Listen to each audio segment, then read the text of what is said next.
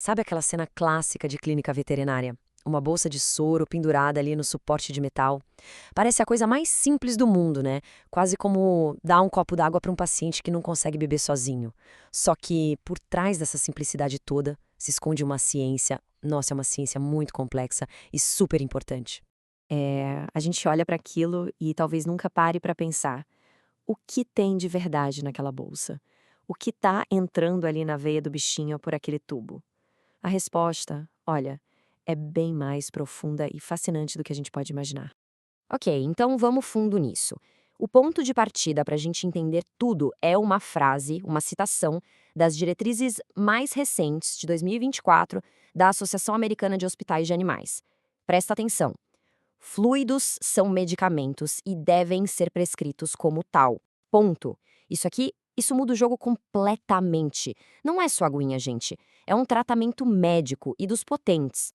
E é exatamente isso que nos leva à primeira grande ideia.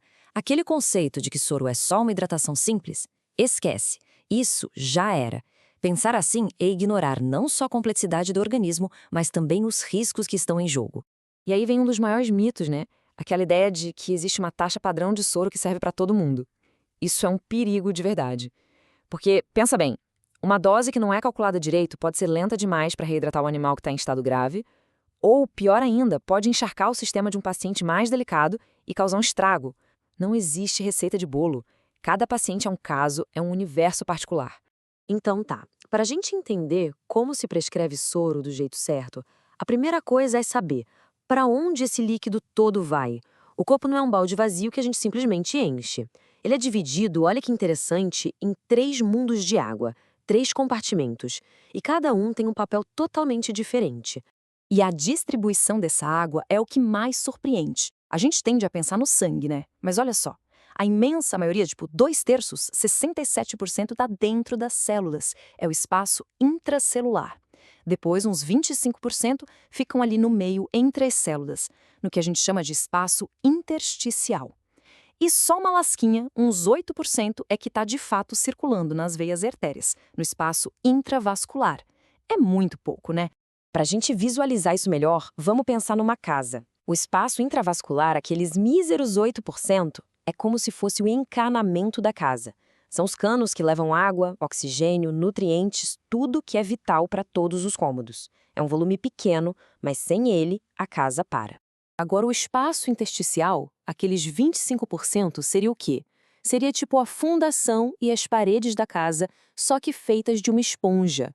É aquele ambiente úmido que está em volta de tudo, dando suporte e permitindo a troca de coisas entre os canos e quem mora lá dentro. E, por fim, o espaço intracelular, a maior parte, os 67%. Essa é a água que está dentro dos próprios moradores da casa, as células. É lá dentro que a vida acontece. E, claro, a saúde desses moradores depende totalmente de o encanamento estar funcionando e a fundação estar em bom estado. Faz todo sentido, né? E é essa analogia da casa que vai nos dar o pulo do gato para entender a diferença fundamental entre dois problemas que muita gente confunde, mas que são completamente diferentes: ter os canos vazios e ter a esponja da fundação seca. Bom, aqui está o ponto-chave de tudo. Hipovolemia é quando o volume de líquido nos canos, ou seja, no espaço vascular, cai drasticamente. Isso é uma emergência. É como se a pressão da água na casa caísse a zero. Agora, desidratação é quando a esponja, o espaço entre as células, vai secando. É um processo mais lento, mais gradual, mas nem por isso menos sério. E entender essa diferença mostra de um jeito claríssimo por que o tratamento tem que ser totalmente diferente. Se o problema são os canos vazios, a hipovolemia, a solução tem que ser rápida, um bolos de soro, uma carga rápida em 15, 30 minutos. O objetivo é um só: encher os canos na hora, restaurar a circulação e literalmente salvar a vida do paciente. Já no caso da esponja seca, a desidratação, a abordagem é o completo oposto. O soro tem que entrar devagar, de forma constante, ao longo de 12 ou até 24 horas. É preciso dar tempo para aquela esponja ir absorvendo a água de pouquinho em pouquinho, sabe? Sem afogar o sistema todo de uma vez. Tá, mas e na prática? Como tudo isso vira um plano de tratamento? Bom, um bom veterinário não vai simplesmente pegar a primeira bolsa de soro que vê pela frente. Ele vai, na verdade, desenhar uma prescrição de fluidos, uma receita totalmente personalizada, levando tudo isso em conta.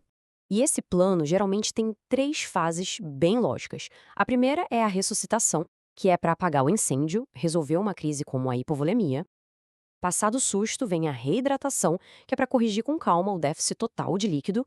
E por último, a fase de manutenção, que é só para garantir as necessidades do dia a dia enquanto o corpo se recupera. Só que, como todo tratamento poderoso, existe um lado perigoso. E com o soro, o grande perigo é a dose. Dar soro demais não é um errinho bobo, não. A sobrecarga de fluidos pode ser uma complicação gravíssima, até fatal.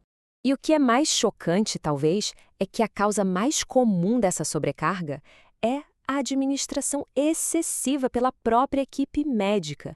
E aqui não é para apontar o dedo, de jeito nenhum.